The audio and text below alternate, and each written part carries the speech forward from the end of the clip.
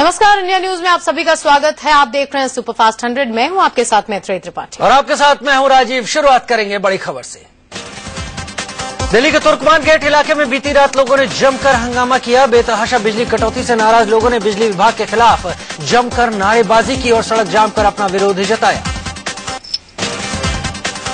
लोगों का आरोप है कि पिछले 1 महीने से इलाके में करीब 4 घंटे की बिजली कटौती की जा रही है। रात 9:30 बजे से लेकर रात 2 बजे तक होने वाली इस कटौती से प्रचंड गर्मी के इस मौसम में भारी दिक्कतों का सामना करना पड़ रहा है। आरोप यह भी है कि बार बार शिकायत के बावजूद बिजली विभाग में उनकी सुनवाई नहीं होती।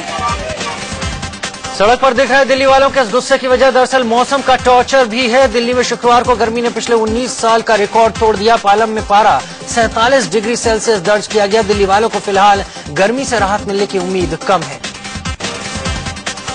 पंजाब के अमृतसर, लुधियाना और पटियाला में बढ़ती गर्मी का कहर जारी है। शुक्रवार को यहां का तापमान सामान्य से 4 डिग्री ऊपर रहा। कल अमृतसर का तापमान 45.5 डिग्री, लुधियाना का 45.6 डिग्री और पटियाला का 45.5 डिग्री सेल्सियस दर्ज किया गया। पुंछ में पारा लगातार बढ़ता जा रहा है। यहाँ तापमान 40 डिग्री को पार कर चुका है। पुंछ में पारा अधिकतम 35 से 38 डिग्री के बीच रहता है, लेकिन ये पहली बार है जब पारे ने 40 को छुआ है। मध्य प्रदेश के कई शहरों में भी आसमान से आग बरस रही है। दतिया, नवगांव के बीच रहता है, लेकिन ये पहली बार है जब पारे ने 40 को छुआ है।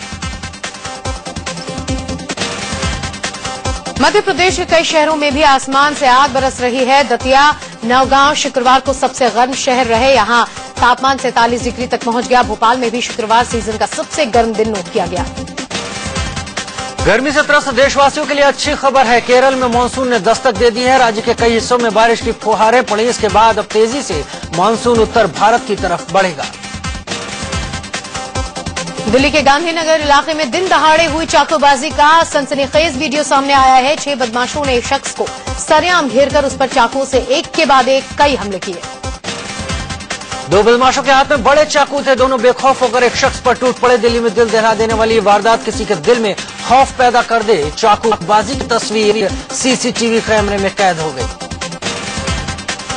चाकुओं के हमले से शख्स गंभीर रूप से घायल हो गया। यशपाल नाम के जख्मी शख्स को दयानंद हॉस्पिटल में भर्ती कराया गया। यशपाल के शरीर में 5 जगह गहरे जख्म हैं। नोएडा के अट्टा मार्केट में दिन दहाड़े हत्या का सीसीटीवी फुटेज सामने आया। तस्वीरें बेहद हैरान करने वाली हैं। तस्वीरों में दिख रहा बेखौफ अपराधी एक दुकान के अंदर आकर कारोबारी को एक के बाद एक कई गोलियां मार देता है। इसके बाद वो आराम से दुकान के बाहर निकल जाता है। आरोपी शख्स का नाम शिबू अवाना है, जो फर्नीचर कारोबारी की दुकान में आता है। दुकानदार को शिबू बैठने का इशारा करता है। सामने कुर्सी पर बैठकर कारोबारी हाथ जोड़ता है, लेकिन बेखौफ शिबू ने कारोबारी के ऊपर दनादन गोलियां बरसाकर उसे मौत के घाट उतार दिया। वारदात को अंजाम देकर वो आराम से निकल गया। सीसीटीवी कैमरे में कैद एक खौफनाक तस्वीर 1 जून की है। मामले की खबर मिलते ही पुलिस ने सीसीटीवी फुटेज को खंगाला। पुलिस को इसमें शिबू का चेहरा साफ साफ दिखा। वारदात को अंजाम देकर फरार चल रहे शिबू को पुलिस ने गिरफ्तार कर लिया। मुंबई से भी हैरान करने वाली तस्वीर सामने आई है। मुंबई के एक पब में नशे में धुत हीरा व्यापारी ने एक लड़की से छेड़खानी के बाद पब मैनेजर को गोली मार दी। इस दौरान पब में अफरा तफरी मच गई। पब के बाउंसर और मैनेजर ने आरोपी से छेड़खानी के बारे में पूछा तो हीरा व्यापारी ने अपने बाएं पैर से पिस्टल निकालकर मैनेजर के पैर में गोली मार दी। यह वारदात 30 मई की है। पुलिस ने आरोपी को गिरफ्तार कर उसकी पिस्टल जब्त कर ली। अमृतसर के गोल्डन टेम्पल में जमकर गदर मचा। 2 गुटों में तलवारें खिंच गई। स्वर्ण मंदिर में ऑपरेशन ब्लू स्टार की 30वीं सालगिरह मनाई जा रही थी, तभी यहां बवाल मच गया। इस हिंसक झड़प में 5 लोग जख्मी हो गए। ये भिड़ंत अकाली दल से जुड़े लोगों और हरमंदिर साहिब टास्क फोर्स के सदस्यों के बीच हुई। अकाली दल के सदस्य माइक पर कुछ बोलने को उतावले थे, लेकिन मौका नहीं मिला तो हंगामा शुरू कर दिया। इसके बाद दोनों गुटों के बीच जमकर तलवारें चली। झगड़े की शुरुआत पहले मंदिर के अंदर अकाल तख्त के ठीक सामने हुई। यहां सिखों ने एक दूसरे पर तलवारें उठानी शुरू कर दी। कुछ लोग बाहर भागने लगे, जिनके पीछे तलवार लेकर कई लोग दौड़े और हमला कर दिया। बाहर निकलते वक्त भी सीढ़ियों पर दोनों गुटों में खींचतान हुई और तलवारें चलने लगी। इस मामले में 28 लोगों के खिलाफ मामला दर्ज किया गया है। 21 लोगों को गिरफ्तार भी किया गया। पश्चिम बंगाल के मुर्शिदाबाद में छात्रों के 2 गुटों में हिंसक झड़प हो गई। इस दौरान दोनों पक्षों ने एक दूसरे पर ईंट, पत्थर और रॉड से हमला कर दिया। पुलिस के आने पर भी हंगामा शांत नहीं हुआ। इस दौरान कई लोग जख्मी हो गए। बीजेपी संसदीय दल की बैठक में प्रधानमंत्री नरेंद्र मोदी ने बीजेपी सांसदों को कई नसीहत दी। उन्होंने कहा कि सांसद उनके पैर न छुएं। मोदी ने यह भी कहा कि सांसद पार्टी के प्रवक्ताओं की तरह बर्ताव न किया करें। प्रधानमंत्री ने बीजेपी सांसदों से कहा कि वो काम और अपने संसदीय क्षेत्र पर पूरा ध्यान दें। मोदी ने यह भी कहा कि सभी बीजेपी सांसद पूरी तैयारी के साथ संसद आएं और बहस के दौरान संसद में मौजूद भी रहें। प्रधानमंत्री नरेंद्र मोदी को अपनी सरकार के खिलाफ बड़ी साजिश का शक है। इसके लिए आईबी को सतर्क किया गया है, जो मंत्रियों के स्टाफ पर खास तौर पर नजर रखेंगे। आईबी के अफसर अपनी रिपोर्ट सीधे पीएम को पहुंचाएंगे। प्रधानमंत्री नरेंद्र मोदी ने अपने मंत्रियों को नसीहत दी तो उसका असर भी देखने को मिला। कई मंत्रियों के दफ्तर के बाहर नोटिस चिपका दिया गया। नोटिस पर दफ्तर के अंदर सेलफोन का इस्तेमाल न करने का आदेश लिखा है। केंद्रीय कृषि मंत्री संजीव बालियान के दफ्तर में सेलफोन और पेन दोनों को लेकर एंट्री पर बैन लगा दिया गया है। बालियान की दलील है कि पेन में स्पाई कैमरे लगाकर आसानी से स्ट्रिंग किया जा सकता है, इसलिए दफ्तर में कलम पर पाबंदी लगाई गई है। मोदी की नसीहत का असर मेनका गांधी और स्मृति ईरानी के ऊपर भी हुआ है। मानव विकास मंत्री स्मृति ईरानी और बाल कल्याण मंत्री मेनका गांधी के दफ्तरों के बाहर भी इसी तरह के नोटिस चिपका दिए गए हैं। बीजेपी की वरिष्ठ सांसद सुमित्रा महाजन 16वीं लोकसभा की स्पीकर चुनी गई हैं। ध्वनिमत से उन्हें लोकसभा ने अपना अध्यक्ष चुना। स्पीकर चुने जाने के बाद सुमित्रा ने सदन का आभार जताया। मीरा कुमार के बाद लोकसभा की स्पीकर बनने वाली सुमित्रा महाजन दूसरी महिला हैं। पिछली लोकसभा में मीरा कुमार स्पीकर थीं और इस बार भी एक महिला के हाथों में ही लोकसभा की कार्यवाही की जिम्मेदारी सौंपी गई है। स्पीकर चुने जाने के बाद प्रधानमंत्री नरेंद्र मोदी खुद ही सुमित्रा महाजन को लेकर आसन तक पहुंचे। साथ में लालकृष्ण आडवाणी, सदन में कांग्रेस के नेता मल्लिकार्जुन खड़गे समेत कई नेता भी थे। प्रोटेम स्पीकर कमलनाथ ने स्पीकर चुनी गई सुमित्रा महाजन की अगवानी की और उनके लिए कुर्सी खाली की। लगे हाथ उन्होंने ये भी कह दिया कि अब जाकर मध्य प्रदेश के साथ इंसाफ हुआ है। आइए ना, अब मध्य प्रदेश के साथ न्याय हुआ है। स्पीकर सुमित्रा महाजन की तारीफ में प्रधानमंत्री नरेंद्र मोदी ने कसीदे कढ़े। उन्होंने संस्कृत की कहावत का जिक्र किया और कहा कि महाजन जिस रास्ते पर चलते हैं उसका अनुसरण किया जाता है। शास्त्रों में कहा गया है कि महाजन ये न गतः पंथा, महाजन जिस राह पर चलते हैं उस राह पर चलना अच्छा होता है। और यहां तो महाजन स्वयं विराजित है, तो इस सदन को उस रास्ते पर चलना और अधिक उचित होगा। वहीं लोकसभा में कांग्रेस के नेता मल्लिकार्जुन खड़गे ने शायरी के जरिए बातें रखी। खड़गे ने कहा कि स्पीकर सुमित्रा महाजन को हर दल को साथ लेकर चलना होगा। हयात लेके चलो, कायनात लेके चलो, चलो तो सारे जमाने को साथ लेके चलो, चाहे वो छोटे पार्टियां हो बड़े पार्टियां हो, सभी को साथ आप लेके चलेंगे। दिल्ली में लोकसभा स्पीकर सुमित्रा महाजन का उनके घर पहुंचने पर जोरदार स्वागत हुआ। बीजेपी कार्यकर्ताओं ने ढोल नगाड़े बजाकर स्पीकर का स्वागत किया। कार्यकर्ताओं ने डांस और जमकर आतिशबाजी भी की। सुमित्रा महाजन को लोकसभा स्पीकर चुने जाने की खुशी में भोपाल में बीजेपी कार्यकर्ताओं ने जश्न मनाया। सुमित्रा महाजन इंदौर से 8 बार लोकसभा चुनाव जीत चुकी हैं। इससे पहले बाकी सांसदों को शपथ दिलाई गई। बीजेपी के वरिष्ठ सांसद मुरली मनोहर जोशी ने संस्कृत में शपथ ली। वहीं जगदम्बिका पाल ने भी बगैर पेपर के संस्कृत में शपथ ग्रहण की। बीरेन्द्र सिंह ने भी संस्कृत में शपथ ली। लोकसभा संसद की कार्यवाही अब सोमवार से चलेगी। सोमवार को राष्ट्रपति संयुक्त अभिभाषण देंगे, जिस पर 10 और 11 जून को चर्चा होगी। सूचना प्रसारण और पर्यावरण राज्य मंत्री प्रकाश जावड़ेकर को बीजेपी ने मध्य प्रदेश से राज्यसभा उम्मीदवार बनाया है। एमपी से राज्यसभा की एक सीट खाली हुई है, जिसके लिए जावड़ेकर चुनाव लड़ेंगे। जावड़ेकर आज सुबह 11:30 बजे भोपाल में अपना पर्चा भरेंगे। मोबाइल कंपनी वोडाफोन ने शुक्रवार को माना कि सरकारी एजेंसियां उनके नेटवर्क पर होने वाली बातचीत सुनती हैं। कंपनी के मुताबिक भारत समेत 29 देशों में एजेंसियां बातचीत टैप करती हैं और इसके लिए एजेंसियों को गुप्त तारे लगाने की इजाजत दी गई है। प्रधानमंत्री नरेंद्र मोदी जुलाई में जापान के दौरे पर जाएंगे। विदेश मंत्रालय के प्रवक्ता सैयद अकबरुद्दीन ने बताया कि वो पहले भूटान जाएंगे, उसके बाद वो जापान का दौरा करेंगे। अमेरिकी विदेश मंत्रालय का कहना है कि वो मोदी की अमेरिकी यात्रा का बेसब्री से इंतजार कर रहे हैं। मोदी सितंबर में अमेरिका जाएंगे। इधर विदेश मंत्रालय के प्रवक्ता अकबरुद्दीन ने कहा कि मोदी से मिलने के लिए दुनिया भर के नेता उत्सुक हैं। प्रधानमंत्री नरेंद्र मोदी के अमेरिका जाने से पहले विदेश मंत्री सुषमा स्वराज वाशिंगटन जाएंगी। माना जा रहा है कि सालाना द्विपक्षीय वार्ता के दौरान सुषमा पीएम मोदी के अमेरिका दौरे से पहले जमीन तैयार करेंगी।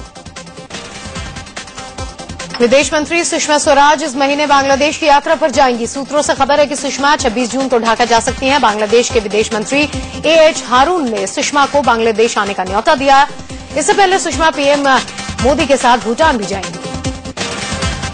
आम आदमी पार्टी में फूट बढ़ती ही जा रही है। खबर है कि कुमार विश्वास भी जल्द इस्तीफा दे सकते हैं। कुमार विश्वास पार्टी कार्यकारिणी की मीटिंग के बीच से उठकर बाहर आ गए। वहां मौजूद लोगों के मुताबिक उनके चेहरे पर नाराजगी देखी जा रही थी। कुमार विश्वास ने जब बाहर आने की वजह पूछी गई तो वो कहने लगे कि मैं खाना खाने बाहर जा रहा हूं, जबकि बताया जा रहा है कि अंदर ही 40 लोगों के खाने का इंतजाम था। कुमार ने आपसे किनारा करने का पहला संकेत 3 जून को दिया, जिसमें उन्होंने अपने फेसबुक अकाउंट के कवर पेज को बदलकर उसमें माइक पकड़े हुए अपनी तस्वीर लगाई थी।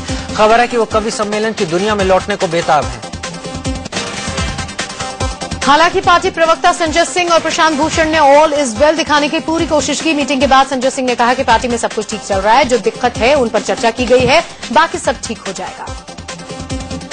अभी कोई औपचारिक रूप से कोई प्रस्ताव नहीं तैयार हुआ है, लेकिन आज चर्चा हुई है साजिया इल्मी के बारे में मीटिंग में, और साजिया इल्मी जी अगर हमारे साथ फिर से आके काम करेंगे तो अच्छा होगा। इससे पहले मनीष सिसोदिया और योगेंद्र यादव के बीच लेटर वॉर चला। सिसोदिया ने योगेंद्र पर पार्टी को नुकसान पहुंचाने का सीधा आरोप लगाया, तो वहीं योगेंद्र ने भी सिसोदिया को लिखी चिट्ठी में कहा था कि पार्टी में कार्यकर्ताओं की नहीं सुनी जा रही। गडकरी हानि मामले में आम आदमी पार्टी के नेता अरविंद केजरीवाल की मुश्किल बढ़ने वाली है। दिल्ली के पटियाला हाउस कोर्ट ने उनके खिलाफ आरोप तय कर दिए हैं, जिसके बाद अब उन पर मानहानि का मुकदमा चलेगा। जिन धाराओं के तहत अरविंद केजरीवाल पर आरोप तय किए गए हैं, उन धाराओं में केजरीवाल को अधिकतम 2 साल की सजा हो सकती है। मामले की अगली सुनवाई 2 अगस्त को होगी। इस मामले में कल पहली बार कोर्ट में नितिन गडकरी और अरविंद केजरीवाल आमने सामने हुए। कोर्ट ने दोनों से आपस में सुलह करने को कहा। गडकरी ने कहा कि केजरीवाल आरोप वापस ले लेते हैं तो वो केस हटा लेंगे, लेकिन केजरीवाल नहीं माने।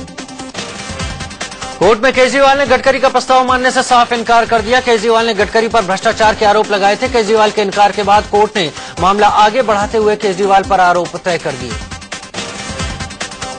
बिहार की सत्ताधारी पार्टी JDU टूट की कगार पर दिख रही है। 4 विधायकों पूनम देवी, रविंद्र राय, मदन सहनी और ज्ञानेंद्र सिंह ने मोर्चा खोल दिया है। बाकी विधायकों ने कहा है कि JDU में चापलूसों का कब्जा हो गया है। चापलूस लोग हैं जो पार्टी को पूरी तरह से हैंग कर लिए हैं, अपने कब्जे में ले लिए। तो हम लोग तय किए हैं कि जो अहंकार राज है उस अहंकार राज को समाप्त करना है। जो मिलनसार लोग हैं, जो बिहार के हित से बात करते हैं, उनकी सरकार यहाँ बने। हम तमाम सभी लोग सपोर्ट करेंगे। दरअसल बिहार सरकार में पूर्व मुख्यमंत्री नीतीश कुमार के करीबी ललित सिंह को मंत्री बनाए जाने से JDU विधायकों का एक धड़ा खफा है। प्रेस कॉन्फ्रेंस कर पूनम देवी और बागी विधायकों ने नीतीश कुमार के खिलाफ भी मोर्चा खोला। व्यक्ति चुनाव हार गए लोकसभा का, हारने के बाद उनको विधान परिषद के सदस्य बना दिया गया और मंत्रिमंडल में भी उनको पूरा मलाईदार विभाग दे दिया। JDU के बागी विधायकों ने कहा कि JDU बाहरी और भगोड़े लोगों का ठिकाना बन गया है। जो भी बाहर से आता है उसे मंत्री, राज्यसभा सदस्य बना दिया जाता है। बागी JDU विधायकों की अगुवाई कर रही पूनम देवी ने दावा किया कि उनके साथ 40 से 50 विधायक हैं। उन्होंने कहा कि बिहार में जो अहंकार राज चल रहा है उसे खत्म करना है। अभी हम लोग 40-50 MLA हैं जो हम लोग बैठ करके इस तरह से डिस्कशन कर रहे हैं, कभी उनके यहाँ, कभी उनके यहाँ, कभी मेरे यहाँ। ऐसा अभी कोई ना भाजपा से कहीं कोई बात हुई है, ना राजद से कहीं कोई। मैं आने पर सब हो जाएगा, नेता भी चुना जाएंगे, सब कुछ हो जाएगा। अभी तो हम लोग कोई इनिशियल स्टेज में है। गंगा नदी को लेकर केंद्रीय परिवहन मंत्री नितिन गडकरी और जल संसाधन मंत्री उमा भारती ने बैठक की। बैठक में दोनों ही मंत्रालयों के अधिकारी भी मौजूद थे। 1 महीने के अंदर गंगा एक्शन प्लान तैयार कर कैबिनेट में पेश करने का फैसला किया गया। बैठक के बाद गडकरी ने कहा कि गंगा नदी में एक आंतरिक जलमार्ग बनाया जाएगा। उन्होंने कहा कि गंदगी साफ करने के लिए गंगा में ड्रेजिंग की जाएगी। कानपुर इलाहाबाद में प्रदूषण रोकने और गंगा पर रिसर्च डिपार्टमेंट बनाने की बात भी उन्होंने कही। जल संसाधन और गंगा जीर्णोद्धार मंत्री उमा भारती ने कहा कि गंगा नदी की बेहतरी पर जोर रहेगा। उन्होंने कहा कि नरेंद्र मोदी ने प्रचार के दौरान गंगा की सफाई का वादा किया था, जिसे हम प्राथमिकता के साथ पूरा करेंगे। गृहमंत्री बनने के बाद राजनाथ सिंह आज पहली बार अपने संसदीय क्षेत्र लखनऊ के दौरे पर रहेंगे। राजनाथ सिंह के स्वागत के लिए खास तैयारी की गई है। जगह जगह उनके स्वागत में बड़े बड़े होर्डिंग्स और पोस्टर लगाए गए हैं। तुलसीराम प्रजापति फर्जी एनकाउंटर केस की सुनवाई के दौरान मुंबई के स्पेशल CBI कोर्ट में बीजेपी नेता अमित शाह पेश नहीं हुए। अब सुनवाई 16 जून को होगी। शाह पर चार्जशीट पेश हो चुकी है, जिसे शाह ने चुनौती दी है। बजट से पहले वित्त मंत्री अरुण जेटली ने व्यापारिक और औद्योगिक समुदाय के साथ बैठक की। बैठक में इस बात पर चर्चा की गई कि बजट में इन समुदायों के हितों का किस तरह ख्याल रखा जाए। शुक्रवार को बाजार में एक बार फिर जबरदस्त तेजी देखने को मिली। कारोबार के दौरान सेंसेक्स और निफ्टी ने कई ऊंचाइयों को छुआ। सेंसेक्स 377 अंक चढ़कर 25,396 और निफ्टी 109 अंक चढ़कर 7,583 पर बंद हुए। असम के करबी आंगलोंग जिले में करबी पीपुल्स लिबरेशन टाइगर्स नाम के संगठन के उग्रवादियों के साथ हुई मुठभेड़ में पुलिस अधीक्षक समेत उनके सुरक्षा गार्ड शहीद हो गए। एसपी नित्यानंद गोस्वामी रोंगथांग वन क्षेत्र में उग्रवादियों के खिलाफ एक अभियान का नेतृत्व कर रहे थे। केंद्रीय गृह राज्य मंत्री किरण रिजिजू ने असम में उग्रवादियों से मुठभेड़ मामले में राज्य सरकार से रिपोर्ट मांगी है। उन्होंने कहा है कि रिपोर्ट मिलने के बाद वो इस मामले में गंभीरता से कदम उठाएंगे। रणवीर फर्जी एनकाउंटर मामले में आज फैसला सुनाया जाएगा। इस मामले में 18 पुलिसकर्मियों को दोषी ठहराया गया है। दिल्ली की 30 कोर्ट ने 7 को हत्या, 10 को हत्या की साजिश और 1 को सबूत मिटाने का दोषी पाया। दोषी ठहराए गए सभी पुलिसकर्मी उत्तराखंड पुलिस के हैं। उत्तराखंड में 2009 को हुई इस वारदात में पुलिस ने रणवीर का एनकाउंटर किया। दावा यह किया गया था कि रणवीर राज्य में उगाही करने वाले गिरोह से ताल्लुक रखता था। पहले मामला उत्तराखंड में चल रहा था, बाद में से दिल्ली ट्रांसफर किया गया और जांच का जिम्मा सीबीआई ने संभाला। जांच में पुलिस के दावे गलत निकले। यूपी का रहने वाला रणवीर अपने दोस्तों के साथ देहरादून घूमने गया था। मुजफ्फरनगर में एक महिला से गैंगरेप के बाद पुलिस की लापरवाही ने लोगों का गुस्सा बढ़ा दिया। मामले को शांत कराने पहुंचे एसपी और डीएम को लोगों ने घेर लिया और उनके साथ जमकर धक्का मुक्की की। पूरा मामला तब शुरू हुआ जब शाहपुर इलाके में एक विधवा महिला को बंधक बनाकर कुछ लड़कों ने गैंगरेप किया। वारदात की खबर मिलते ही लोगों का गुस्सा फूट पड़ा। आरोप है कि पुलिस ने पूरा मामला तब शुरू हुआ जब शाहपुर इलाके में एक विधवा महिला को बंधक बनाकर कुछ लड़कों ने गैंगरेप किया। वारदात की खबर मिलते ही लोगों का गुस्सा फूट पड़ा। आरोप है कि पुलिस ने मामले को दबाने की कोशिश की। आरोपियों के खिलाफ कार्रवाई करने के बजाय पुलिस ने चुप्पी साध ली, जिससे लोगों का गुस्सा फूट पड़ा। गांव में बुलाई गई पंचायत में पुलिस पहुंची तो लोगों ने उन्हें घेर लिया। फिलहाल पीड़ित को अस्पताल में भर्ती करवाया गया है। यूपी के मेरठ में प्रदर्शनकारियों पर पुलिस ने लाठियां चलाई और उनके साथ हाथापाई की। दरअसल 3 दिन पहले एक महिला की संदिग्ध हालत में मौत हो गई थी। प्रदर्शनकारियों की मांग थी कि पुलिस इस मामले में रेप का केस भी दर्ज करे। पुलिस ने हत्या का मामला दर्ज कर लिया है और कुछ लोगों को हिरासत में भी ले लिया है, लेकिन रेप का केस दर्ज करने से वो फिलहाल इनकार कर रही है। पुलिस के मुताबिक पोस्टमार्टम रिपोर्ट के आधार पर ही इस पर कोई फैसला लिया जाएगा। 1993 में मुंबई ब्लास्ट का साजिश करता याकूब मेमन एमए की परीक्षा दे रहा है। याकूब पॉलिटिकल साइंस में इग्नू के जरिए एमए कर रहा है। फिलहाल याकूब नागपुर सेंट्रल जेल में बंद है और इग्नू का एक ब्रांच इस जेल में भी है। हाल ही में याकूब की फांसी पर रोक लगी है। मुंबई में पोर्न साइट पर अपनी बीवी की ब्लू फिल्म अपलोड करने वाले आरोपी पति को पुलिस ने गिरफ्तार कर लिया है। दोनों की लव मैरिज हुई थी, लेकिन पैसों को लेकर विवाद शुरू हो गया। मामला दर्ज होने पर मुंबई की नवागर पुलिस ने आरोपी को गिरफ्तार कर लिया। पंजाब पुलिस ने तरन तारण में छापेमारी कर गुरजीत सिंह नाम के एक ड्रग तस्कर को गिरफ्तार किया है। गुरजीत के पास से 13 किलो हेरोइन, 36 लाख कैश, 4 विदेशी रिवॉल्वर और कई जिंदा कारतूस बरामद हुए। पकड़े गए हेरोइन की कीमत करीब 65 करोड़ बताई जा रही है। गुरजीत के पास से एक पाकिस्तानी सिम भी बरामद हुआ। दिल्ली के तुगलकाबाद में दर्जन भर झुग्गियां जलकर खाक हो गई। झुग्गियों में रखे सिलेंडर आग की चपेट में आकर ब्लास्ट करते गए, जिससे हड़कंप मच गया। देखते ही देखते झुग्गियां जलकर खाक हो गई। झुग्गियों में रखे सामान भी आग में जलकर खाक हो गए। आग लगने की वजह शॉर्ट सर्किट बताई जा रही है। पंजाब के लुधियाना में जंगल में आग लग गई। आग की लपटें इतनी तेज थी कि देखते ही देखते उसका दायरा बढ़ने लगा। 2 घंटे की मेहनत के बाद दमकल कर्मियों ने आग पर काबू पाया।